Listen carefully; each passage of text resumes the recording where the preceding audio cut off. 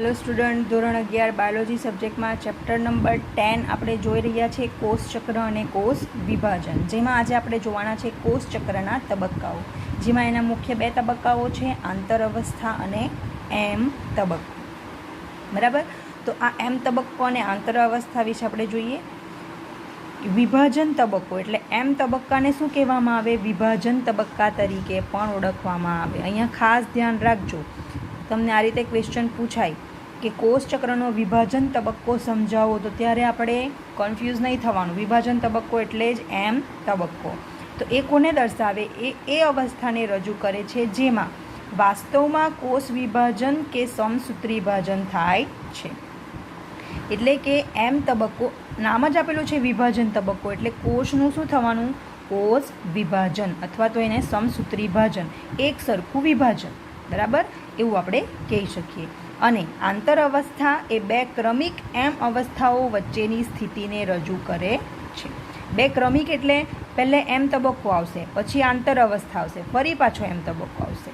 એટલે બે એમ તબક્કા વચ્ચેનો જે સમયગાળો છે એને કહેવામાં આવે, અને શું કહેવામાં આવશે? આંતર અવસ્થા. આંતર એટલે વચ્ચેનો, એટલે બે ક્રમિક એમ તબક્કા વચ્ચેનો સમયગાળો.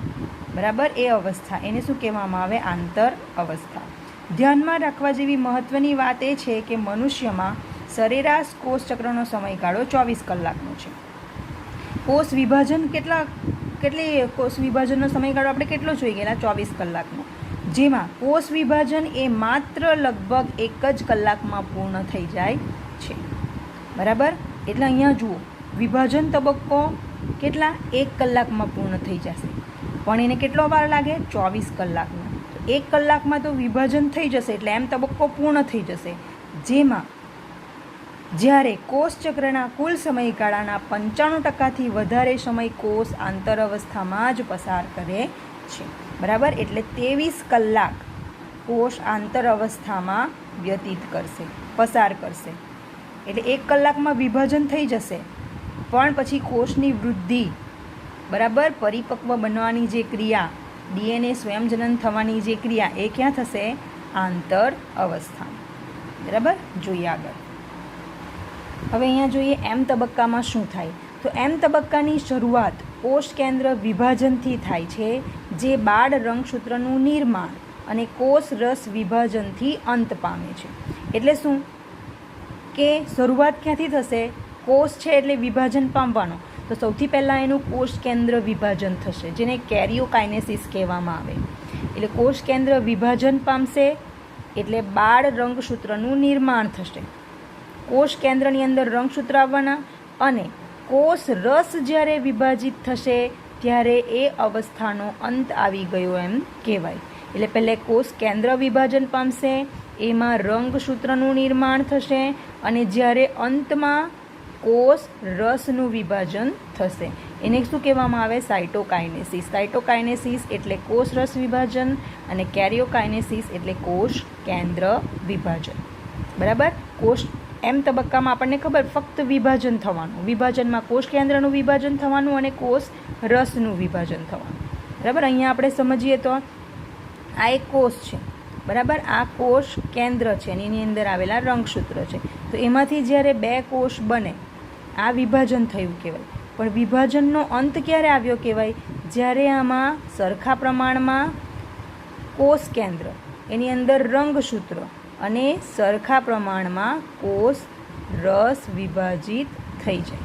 જેટલો આમાં છે એમાંથી સેમ આમાં અને સરખું આમાં, સરખું વિભાજિત થશે, એટલે એને સમવિભાજન કહેવામાં આવે. બરાબર, ત્યાં આ અવસ્થા જે છે એને એમ અવસ્થા કહેવામાં આવશે, એમ તબક્કો કહેવામાં આવે. જ્યારે આંતર અવસ્થાને વિશ્રામી અવસ્થા પણ કહે છે. કેમ વિશ્રામી અવસ્થા કહેવામાં આવે? કારણ કે આ સમય દરમિયાન કોષ એ ક્રમબદ્ધ રીતે કોષ વૃદ્ધિ અને ડીએનએ સ્વયંજનન બંનેમાંથી પસાર થઈ વિભાજન માટે તૈયાર થાય છે. બરાબર, એટલે કે કોષ વિભાજન થઈ ગયું, બે બાળકોષોનું નિર્માણ પણ થઈ ગયું. હવે આ કોષો વૃદ્ધિ પામશે. વૃદ્ધિ પામે એટલે ડીએનએનું નિર્માણ કરશે. જે રંગસૂત્ર આવેલા છે એ રંગસૂત્ર પર ડીએનએ સ્વયંજનનની ક્રિયા થશે. જે માતૃમાં છે એવું જ જનીન બાળકોષોમાં બનશે. એ બાળકોષો પોતાની રીતે ડીએનએનું સ્વયંજનન કરશે અને પરિપક્વ બનશે, એટલે ફરી પાછા વિભાજન થવા માટે તૈયાર થઈ ગયા. બરાબર. એટલે આ એમ અવસ્થા અને આ એમ અવસ્થા, એની વચ્ચેનો જે સમયગાળો છે એને શું કહેવામાં આવે? આંતર અવસ્થા. અને આંતર અવસ્થામાં 2 પ્રક્રિયા થાય, કોષ વૃદ્ધિ અને ડીએનએ સ્વયંજનન. આંતર અવસ્થા જે છે ક્રિયા એ ખૂબ જ જટિલ ક્રિયા છે. એટલે જે 23 કલાક કોષ આમાં જે વિતાવે, પસાર કરે, એને સમજવા માટે આ આંતર અવસ્થાને 3 તબક્કામાં વહેંચવામાં આવી છે. કે આમાં એ વૃદ્ધિ પામશે, ડીએનએ સ્વયંજનન ક્યારે થશે? કારણ કે આપણે જોયેલું છે કે ડીએનએનું સ્વયંજનન એક વિશિષ્ટ તબક્કામાં થાય. બરાબર. એક સમયગાળો હશે જે વિશિષ્ટ પ્રકારનો છે અને એ તબક્કામાં જ ડીએનએનું સ્વયંજનન થશે. તો એ તબક્કાને સમજવા માટે આ આંતર અવસ્થાને 3 તબક્કામાં વહેંચવામાં આવેલી છે. જીવન તબક્કો, એસ તબક્કો અને G2 તબક્કો. બરાબર. સમજ પડી ગઈ? આંતર અવસ્થાને 3 તબક્કામાં કેમ વહેંચવામાં આવેલી? કારણ કે આપણને ખબર છે કે ડીએનએ સ્વયંજનન કોઈ વિશિષ્ટ તબક્કામાં થવાનું, એટલે એ વિશિષ્ટ તબક્કો કયો છે એ જાણવા માટે એને 3 ઉપતબક્કામાં વહેંચેલી છે, જેથી આપણને સમજવામાં સરળતા રહે. બરાબર. આ પહેલાં આપણે આકૃતિ જોઈએ. ચાલો, આકૃતિમાં આપણને અહીંયા જોવા મળે કે આ કોષ ચક્ર છે આખું. બરાબર. જેમાંથી આપણને આ અવસ્થા બતાવેલી છે આંતર અવસ્થા, અને આટલો તબક્કો જે છે એને કહેવામાં આવે છે એમ તબક્કો. આ પૂર્વાવસ્થા, ભાજનાવસ્થા, ભાજનોત્તર અવસ્થા, અંત્યાવસ્થા અને કોષ રસ વિભાજન, આટલે સુધીનો તબક્કો એને વિભાજન તબક્કો એટલે કે એમ તબક્કો કહેવામાં આવે. જ્યારે આ જે છે એ બધો એટલે G0, G1, S અને G2 એ સમગ્ર તબક્કો આંતર અવસ્થાનો તબક્કો છે. બરાબર. એટલે આ કોષ છે, એ કોષ માતૃકોષમાંથી નવા કોષનું નિર્માણ થયું. બરાબર. એ બાળકોષ હવે વૃદ્ધિ પામવાનો અને પરિપક્વ બનવાનો. પરિપક્વ બનીને વૃદ્ધિ પામવાનો એટલે અહીંયા તો પહેલે શું થવાનું? વિભાજન થવાનું. એક કોષ વિભાજન પામીને નવો કોષ બન્યો. એ કોષ હવે પરિપક્વ બનવાનો, વૃદ્ધિ પામવાનો, અને પરિપક્વ બની ગયો એટલે એમાંથી ફરી પાછું વિભાજન થવાનું. એટલે આ એમ તબક્કો અને આ એસ આંતર અવસ્થા, આ તબક્કા કન્ટિન્યુ ચક્રમાં ફર્યા કરવાના. બરાબર. આગળ જોઈએ.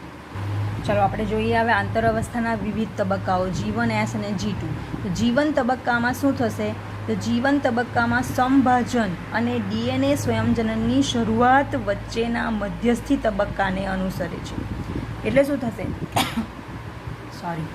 અહીંયા આપણે જોવાના છે કે સંભાજન, એક સરખું વિભાજન, એક કોષ જેમાં કોષ કેન્દ્ર છે એનું એક સરખું વિભાજન 2 કોષોમાં થવાનું.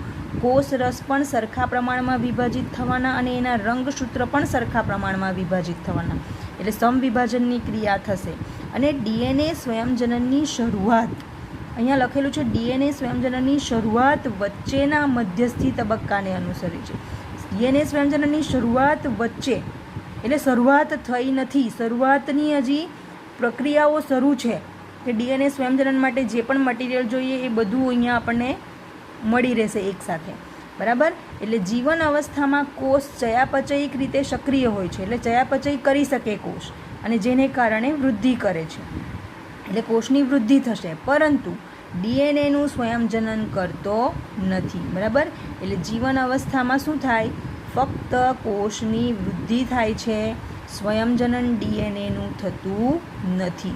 અહીંયા લખેલું છે શરૂઆત વચ્ચેનો મધ્યસ્થી તબક્કો, એટલે શરૂઆત થાય તે પહેલાંનો તબક્કો છે. એટલે ડીએનએ સ્વયંજનન બને, એક ડીએનએમાંથી એના જેવું બીજું ડીએનએનું નિર્માણ થાય તેની વચ્ચેનો તબક્કો છે. બરાબર. અહીંયા કોષમાં ડીએનએ છે, હવે એનું વિભાજન થઈ ગયું એટલે કોષમાં અહીંયા આવી ગયું, પણ એના જેવું નવું ડીએનએ બનાવે તે પહેલેનો તબક્કો એટલે જીવન તબક્કો. બરાબર. હવે આવ્યો એસ તબક્કો. એસ તબક્કાને સંશ્લેષણ તબક્કા તરીકે પણ ઓળખવામાં આવે છે. અને સંશ્લેષણ છે એટલે કે નિર્માણ થવાનું, એટલે તમને ખ્યાલ આવી જશે શાનું નિર્માણ થવાનું? તો ડીએનએ સ્વયંજનનનું. બરાબર. આ તબક્કા દરમિયાન ડીએનએનું સંશ્લેષણ તેમજ તેનું સ્વયંજનન થાય છે. એટલે કે આ જગ્યા ઉપર એસ તબક્કામાં ડીએનએ નિર્માણ પામશે અને એના જેવા જ નવા ડીએનએનું નિર્માણ પણ કરશે. તથા આ સમય દરમિયાન પ્રત્યેક કોષમાં ડીએનએની માત્રા બમણી થઈ જાય છે. અહીંયા ખાસ ધ્યાન રાખવા જેવી બાબત છે અહીંયા કે શું થાય, પ્રત્યેક કોષમાં ડીએનએની માત્રા બમણી થઈ જાય છે. એટલે કે માતૃકોષમાં જો 2N ડીએનએ હોય, આપણે અહીંયા 2C લઈએ અથવા તો C લઈએ, તો જ્યારે S તબક્કો આવે ત્યારે અહીંયા કેટલા થઈ જશે, બમણી થઈ જશે, અને 2 હોય તો 4C થઈ જશે.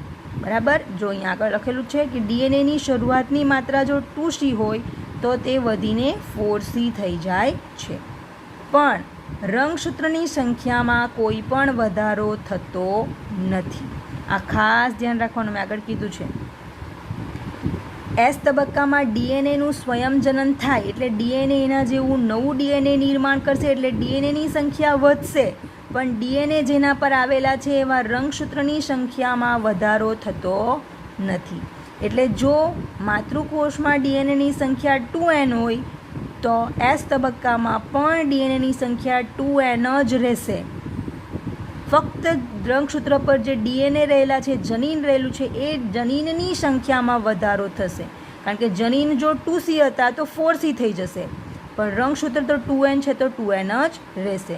જો જીવન અવસ્થામાં કોષ દ્વિકીય અથવા 2N રંગસૂત્ર ધરાવતો હોય તો S અવસ્થાના અંતમાં તેની સંખ્યા એટલી જ રહે છે, એટલે કે 2N જ રહે છે. બરાબર. આ રંગસૂત્ર છે, રંગસૂત્ર પર જે જનીન રહેલા છે એ જનીનની સંખ્યા ડબલ થશે, પરંતુ રંગસૂત્રની સંખ્યા તો જે છે એટલી જ રહેશે. કયા તબક્કામાં? S તબક્કામાં. જીવન તબક્કામાં કોષ ચયાપચય કરશે, વૃદ્ધિ પામશે, સ્વયંજનન થતું નથી. જ્યારે S તબક્કામાં ડીએનએ નિર્માણ પામશે, સ્વયંજનન કરશે. એટલે ડીએનએ સ્વયંજનન કરે એટલે એની સંખ્યા બમણી થઈ જાય, પણ એ ડીએનએ જેના પર રહેલા છે એવા રંગસૂત્રની સંખ્યા જેટલી હોય એટલી જ રહે છે. બરાબર. જ્યારે પ્રાણીકોષની વાત કરીએ તો પ્રાણીકોષમાં S અવસ્થા દરમિયાન કોષ કેન્દ્રમાં ડીએનએના સ્વયંજનનની શરૂઆત થવાની સાથે તારા કેન્દ્રના કોષરસમાં દ્વિગુણનની શરૂઆત થવા લાગે છે. કારણ કે આપણને ખબર છે પ્રાણીકોષમાં તારા કેન્દ્રનું નિર્માણ થયેલું હોય, વનસ્પતિ કોષમાં નહીં હોય. તો શું થાય, આમાં S તબક્કામાં ડીએનએનું સ્વયંજનન થયું. બરાબર. તો પ્રાણીકોષમાં શું થાય કે જ્યારે ડીએનએનું સ્વયંજનન થશે તે દરમિયાન તારા કેન્દ્ર આવેલું હોય છે. હવે તારા કેન્દ્ર ક્યાં આવેલું હોય, તો એના માટે આપણે આકૃતિ જોઈએ. આ કોષ છે પ્રાણીકોષ. બરાબર. આ એનું કોષ કેન્દ્ર. તો અહીંયા આવેલું હોય છે કોષ રસમાં તારા કેન્દ્ર. બરાબર. તો આ તારા કેન્દ્ર S અવસ્થામાં જ્યારે કોષ આવશે ત્યારે એના જેવા નવા તારા કેન્દ્રનું નિર્માણ કરશે. ક્યારે? તો S તબક્કામાં. એટલે જીવન તબક્કામાં કોષ વૃદ્ધિ પામશે. S તબક્કામાં રંગસૂત્ર પર ડીએનએનું સ્વયંજનન થશે, પણ તારા કેન્દ્રનું પણ નિર્માણ થશે. ફક્ત પ્રાણીકોષમાં આ પ્રક્રિયા થશે. વનસ્પતિ કોષમાં તારા કેન્દ્ર હોતું નથી, એટલે એમાં એ પ્રક્રિયા નથી થવાની. ફક્ત પ્રાણીકોષમાં S અવસ્થામાં તારા કેન્દ્રનું નિર્માણ. બરાબર. દ્વિગુણનની શરૂઆત થવા લાગે. તારા કેન્દ્ર જે બનેલું હોય એમાંથી એના જેવું જ બીજું તારા કેન્દ્ર બનવાની શરૂઆત થવા લાગે છે. ઓકે. એટલે આ થયા આપણા આંતર અવસ્થા. હજી આપણો G2 તબક્કો બાકી છે, તો એ જોઈ લઈએ. G2 અવસ્થા દરમિયાન સંભાજનની તૈયારી સ્વરૂપે પ્રોટીનનું સંશ્લેષણ થાય છે અને કોષની વૃદ્ધિ સતત ચાલુ રહે છે. બરાબર. એટલે G2 અવસ્થામાં પ્રોટીનનું સંશ્લેષણ થશે.